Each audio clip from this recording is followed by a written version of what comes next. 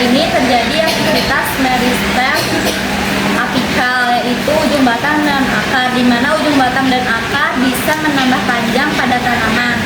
Nah, kalau pertumbuhan primer ini masuk dalam semua jenis tanaman. Kalau pertumbuhan sekunder, yaitu proses bertambahnya diameter atau ketebalan akar dan batang. Pertumbuhan sekunder ini terjadi aktivitas meristem lateral atau kambium vaskular dan kambium gabus velogen. Kambium ini bisa menambah diameter pada batang. Pertumbuhan sekunder ini termasuk pada jenis tanaman dikotil dan gimnosperma. Selanjutnya ada contoh bagian yang mengalami pertumbuhan primer dan sekunder. Pertumbuhan primer ini di mana ujung batang dan ujung akar, misalnya ujung batang muda dan ujung akar pada tanaman kacang hijau. Dan pertumbuhan sekunder ini pada batang dan akar pada pertumbuhan berkayu, misalnya pohon jati atau mangga.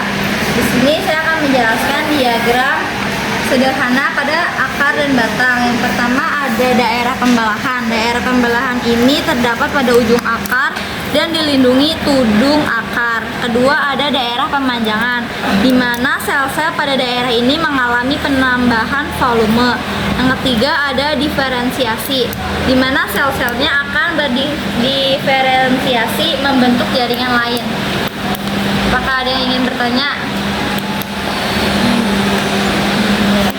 Di sini saya mau menanyakan bagaimana proses pembelahan, pemanjangan, dan diferensiasi sel terjadi secara berurutan selama pertumbuhan primer.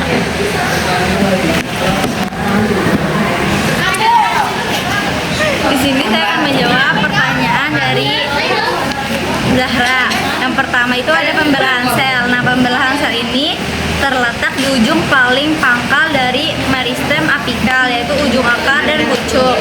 Kedua, sel-sel meristem aktif membelah secara mitosis, menghasilkan sel-sel baru yang belum terspesialisasi. Ketiga, ada proses ini meningkatkan jumlah total sel yang tersedia untuk pertumbuhan.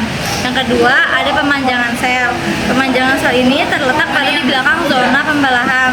Sel-sel baru yang dihasilkan dari pembelahan sel bergerak ke zona ini dan mengalami perpanjangan.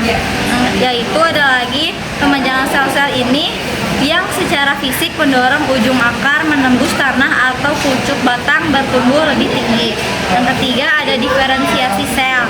Diferensiasi sel ini terletak di belakang zona pemanjangan, di mana zona ini yang telah memanjang atau mengalami proses diferensiasi dan maturasi.